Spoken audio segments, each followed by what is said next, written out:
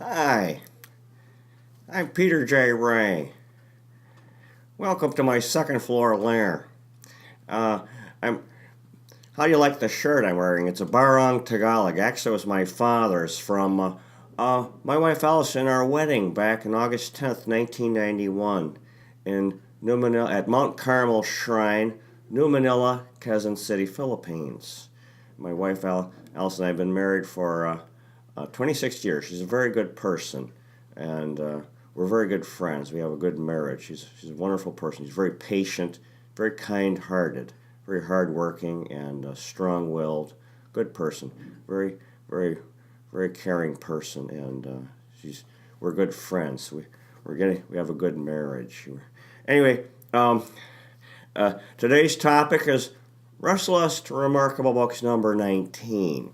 The first book today is A Great Books Primer, Essays on Liberal Education, the Uses of Discussion and Rules of Reading, The Great Books Foundation, published in 1955. This was a book lent to me by Dr. Denko, our neighbor in Rocky River.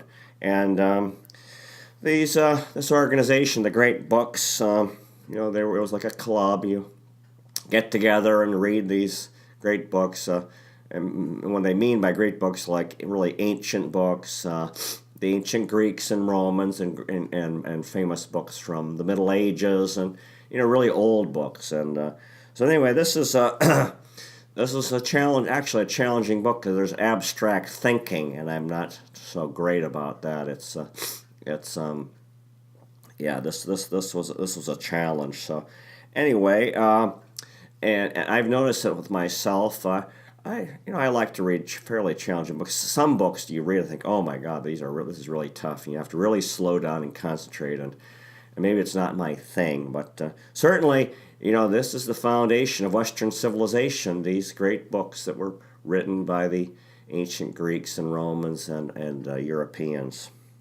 The next book is Neil Orange Peel by A.S. Neal. Published in 1972, and again, this was lent to me by my SRF friend. It's about it's the autobiography of the founder of the Summerhill School in England, where kids have freedom and they have self-government. And one thing I thought was interesting in his story, he said, growing up, his father was a teacher, and he was not a good student. He was a poor student, and his father was forever frustrated with him. And the best student in his class actually didn't do so well in life. But then this A.S. Neal, I should have Googled his first name, but I don't know why they do these things where they use initials like Lucy Maud Montgomery, L.M. Montgomery. But anyway, there's a fine school in England, and hopefully there'll be more of the same. We'll have better schools for students, so that students can have a better childhood and won't have so much emotional baggage from childhood and bad experiences, and in this case the joy of reading, my personal interest. That's why I'm making these videos.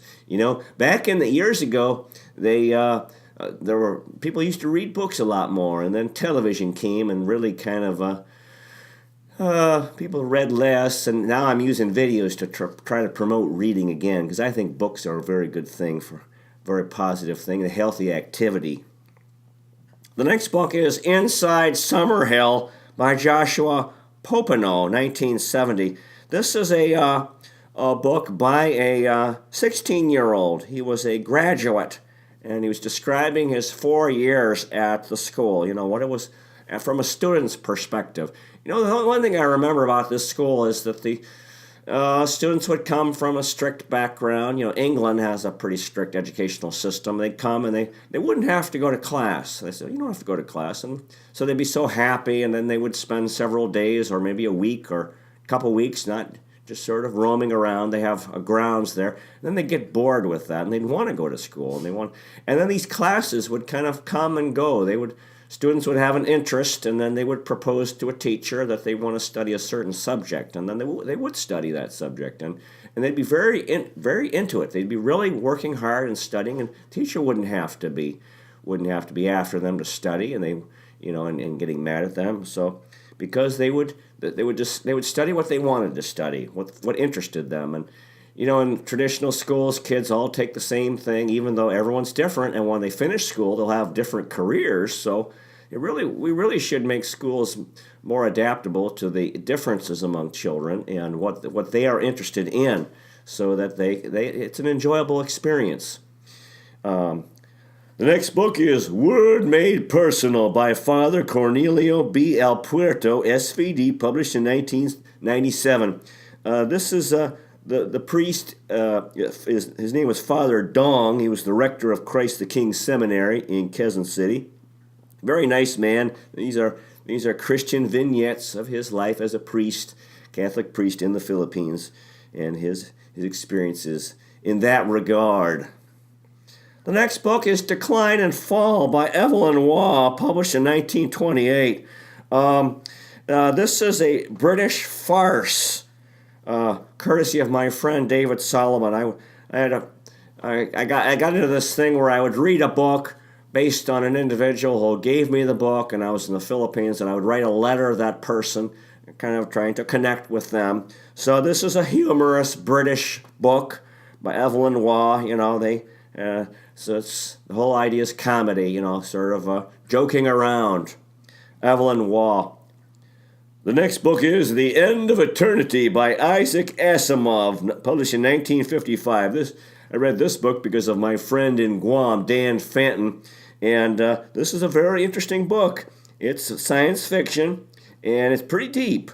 Talks about the distant future, alternative realities, and man reaching the stars or imprisoned on Earth. Whoa, what a concept. This Isaac Asimov is very well known. He's very prolific. He's written quite a few books, and I probably ought to read more. I don't know if I've read more than that, but you'll see him around. He's a science fiction author from the middle part of the 20th century and up till now, as far as I know. The next book is Beloved by Toni Morrison, published in 1987. Sounded like a character on The Simpsons. Anyway, this was recommended by a friend of mine on Guam, Yvonne Tyrell. It's set in Cincinnati, Ohio, around the time of the Civil War, and it really gets into the reality of slavery and then after the Civil War, what happened to the African American slaves who became free. Now, this character. So the main character is a woman who is haunted by the ghost of her daughter, whom she killed as a 2-year-old infant to avoid the child's being taken back into slavery.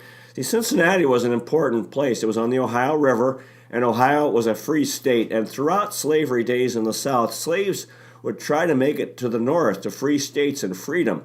And I believe Cincinnati is by Kentucky, which remained a slave state. So the Ohio River was kind of like was an important river to cross. If they could cross from Kentucky into Ohio, they would be free. And then of course the slave catchers would be out there because they were paid to catch escaped slaves in the north. They'd come north, and this is tragic. These just imagine a woman killing her daughter because she thought she'd be better off dead than to be a slave again. Just a horrendous tragedy that the African American slaves went through.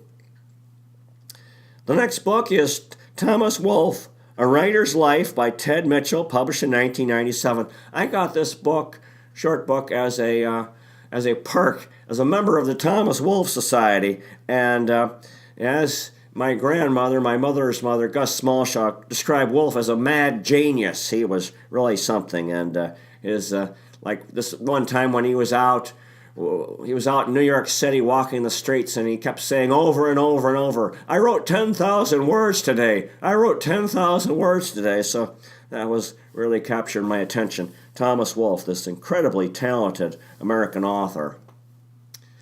The next book is Running the Amazon by Joe Kane, published in 1989. This was given to me by my friend Bob Kinsey, and it talks about an international team that traveled by water from the source of the Amazon River in the Peruvian Andes Mountains to the mouth of the Amazon on Brazil's Atlantic coast. So that was a really incredible physical and psychological challenge for these men, this international team, and very inspiring book, and just amazing what they did, because they're changing elevation I'm sure they had portages when there were waterfalls, and then you have going through the Amazon, the Amazon jungle, all these jungle animals and insects and disease and so forth. And interesting how that somebody organized an international group of people to make this trip, to make this adventure. Fascinating book. The next book is Rome, Sweet Rome by Scott and Kimberly Hahn, published in 1993. This was lent to me by my good friend, Father Peter Michael, who was this German priest in the Philippines who I got to know, very good fellow. And this book is the story of a married couple who converted to Roman Catholicism. I think they'd been Protestant, and they became super Catholics.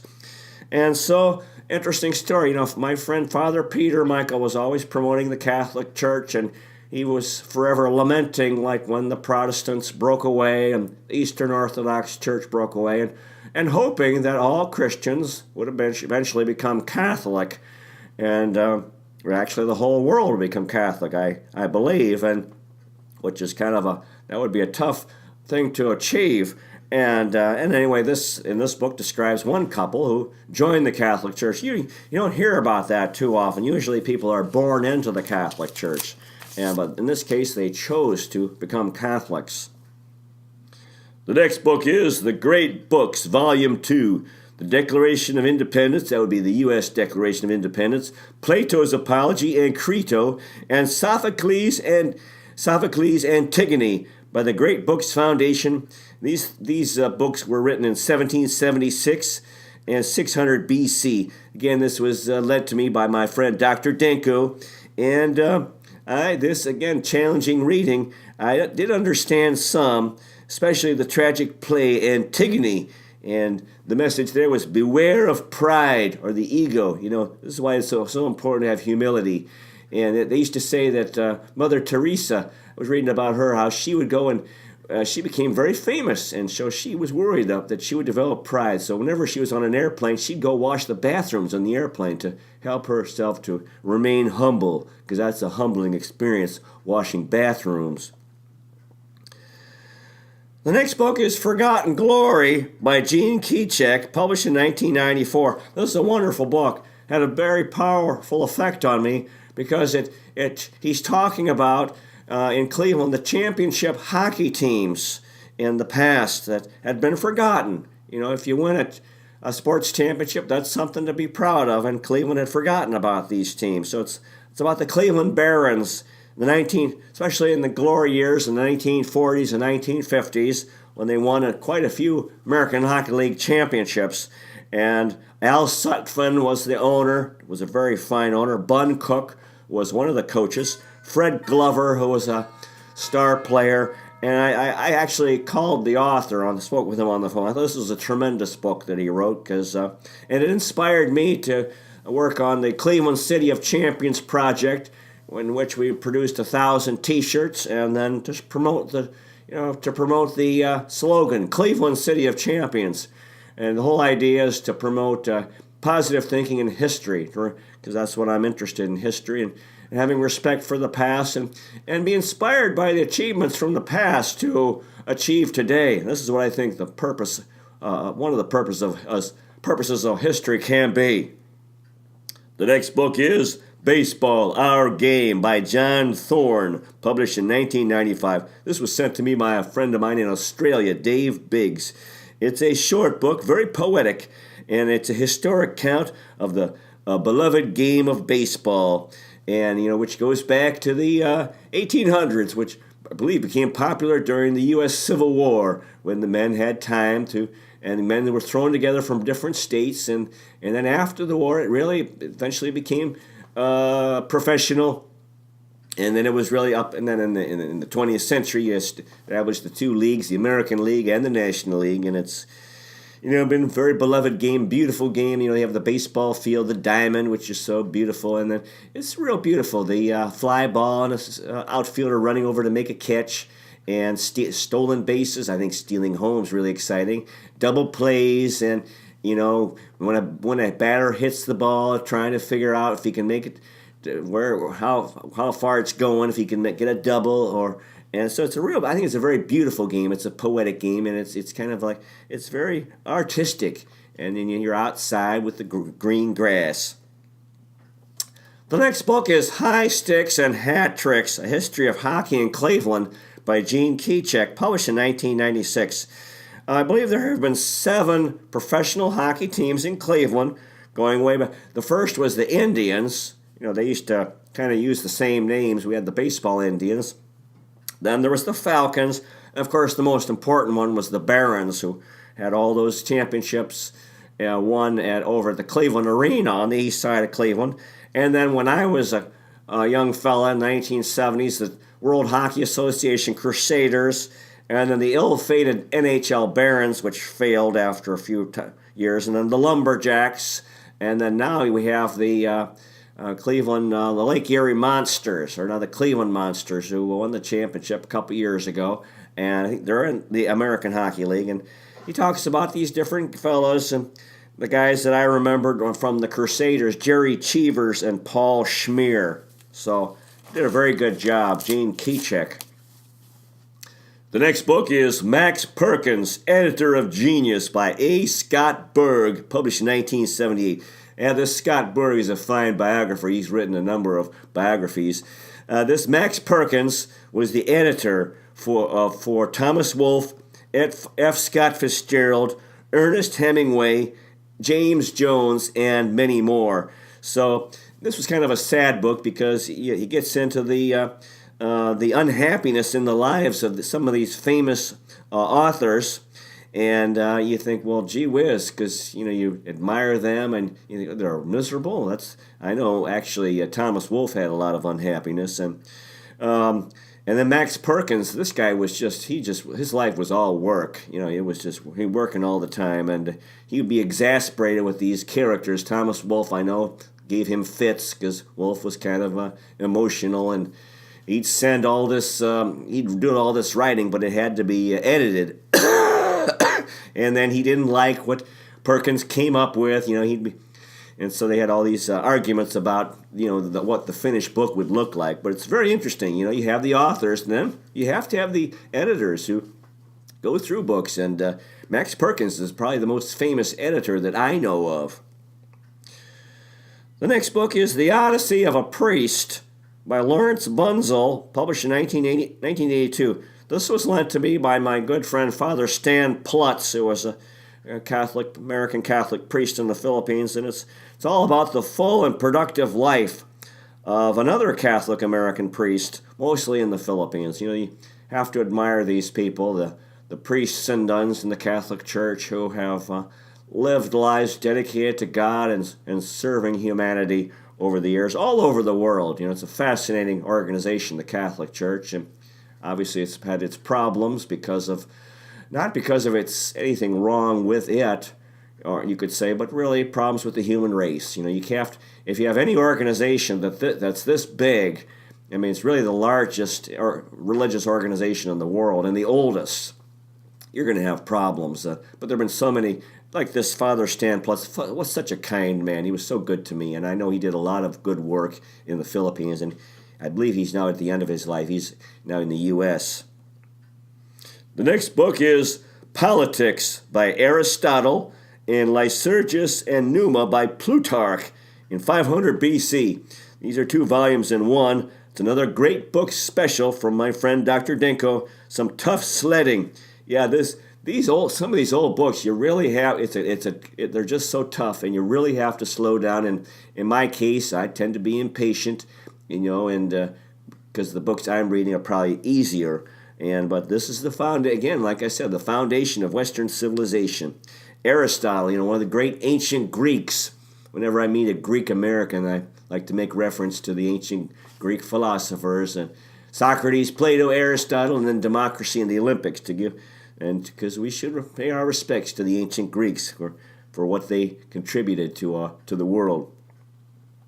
The next book is Alice Adams by Booth Tarkington, published in 1922. This was a humdinger.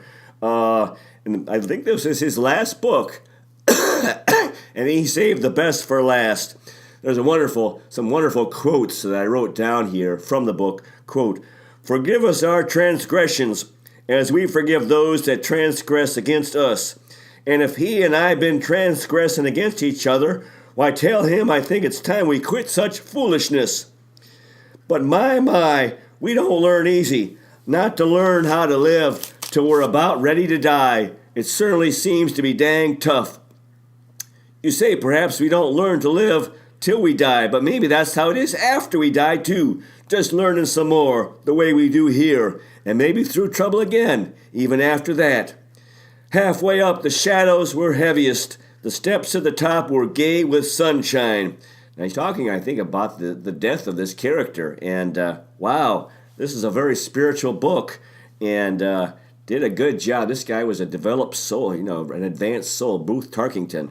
Wonderful book about, I love those quotes about getting older and thinking, we go through life and it seems to be so hard for us to be kind. And then when we get old, a lot of people become kind when they're old, but then their life comes to an end. So it's good if we can be kind when we're younger. The next book is The Gospel According to St. Matthew and Discourses of Epictetus. These are two books in one volume, again by the Great Books Foundation from my friend Dr. Denko. And of course, the Gospel of St. Matthew portrays the shining life of Jesus Christ.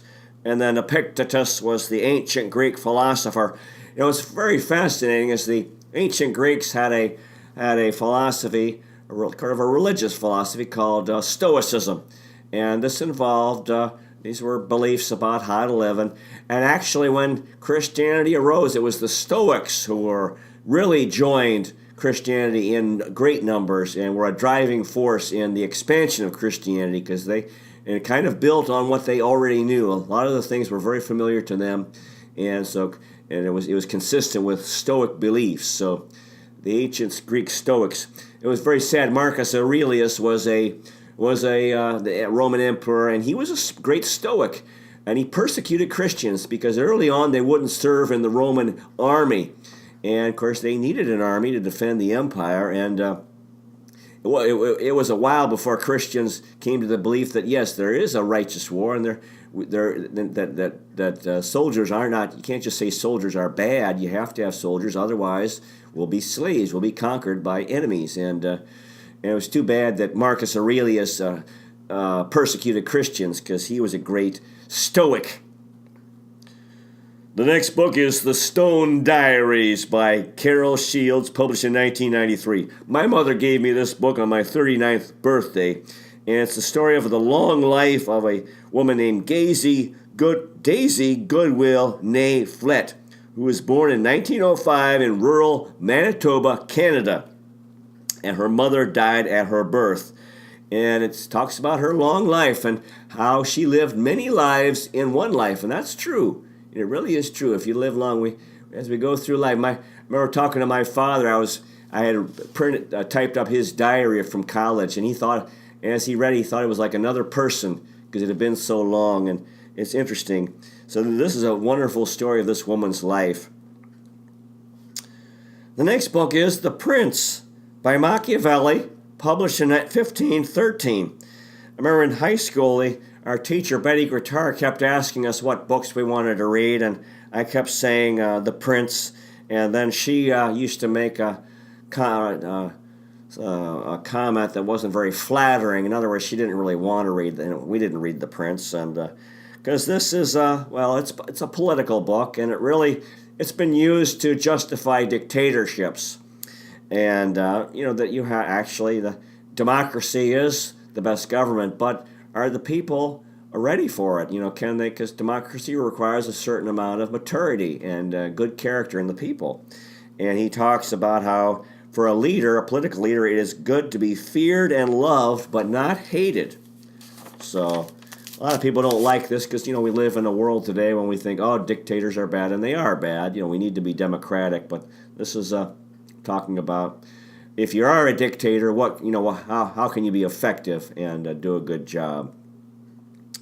The next book is Hold On, Mr. President by Sam Donaldson, published in 1987. Sam Donaldson was a great television journalist and media person who would interview politicians and ask questions. And then the title of the book comes from when he was, I believe, talking to President Ronald Reagan, and he had asked him a question, and chances are President Reagan had not answered it very well or talked about something else, and which is very common among politicians. So then he was trying to get him back on topic to answer his question. He's a very tough fella. He was a good guy. He had a real good spirit. He was very kind of charismatic himself. He was during the era of Jimmy Carter and Ronald Reagan, Sam Donaldson. The next book is The Wealth of Nations by Adam Smith and The Federalist and the U.S. Constitution. So these are actually 3 books in one. Another volume from the Great Books Foundation. And so The Wealth of Nations, now that promotes capitalism. Adam Smith is the great promoter of capitalism, a system of economy or economic life based on freedom, really. Freedom to produce whatever you want to do, to start a business, and to work for if you want to get a job, work for whomever you want to work. And so it really is the foundation of capitalism.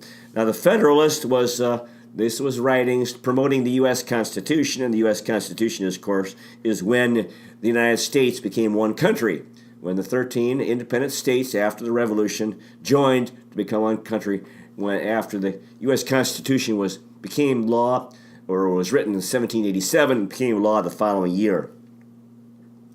The next book is Prizes by Eric Segal, published in 1995. And Eric Segal, we've talked about earlier. He wrote Love Story and other books. And this is a book about men or people who were able to win the Nobel Prize. That's the prize that's referenced in the title. And of course, if you win the Nobel Prize, then you're famous and you're recognized. And so this is these individuals, a lot of scientists who are hoping to win the Nobel Prize to become famous and so forth. And I think what we all want is love, and actually, if you become famous, actually you are loved by the public. So anyway, this is a very interesting book about individuals who won the Nobel Prize. The next book is Democracy in America by Alex de Tocqueville, published in 1835, and The Communist Manifesto by Karl Marx and Friedrich Engels, published in 1848. It's pretty interesting. The Great Book Society put together these two opposite books because Alex de Tocqueville was the famous French visitor in the United States who observed what he saw and tried to explain what he saw in America. And of course, we were a democratic capitalist country. And then the Communist Manifesto, which was a critique of capitalism and the suffering that had taken place, especially by factory workers during the Industrial Revolution in Europe and in America. So these are kind of opposite books that, and in a way, this is what America ended up facing in the 20th century during the Cold War, the long struggle against communism after Russia and China both became communist and tried to spread communism to every country in the world. The next book is Beck at Bay by John Updike, published in 1998. This is the third in a trilogy that John Updike wrote about this character named Beck, and it's about an elderly writer who wins the Nobel Prize. And actually, I never read the first 2 Beck books, I don't believe I did, but I had come out, and I believe it was a new book at the time, so I read it and enjoyed it. John Updike was one of my favorite authors years ago. Well, looks like we're out of time. I appreciate you watching, and to quote Scarlett O'Hara from Gone with the Wind, tomorrow is another day. And I wish you well, take care, and God bless you.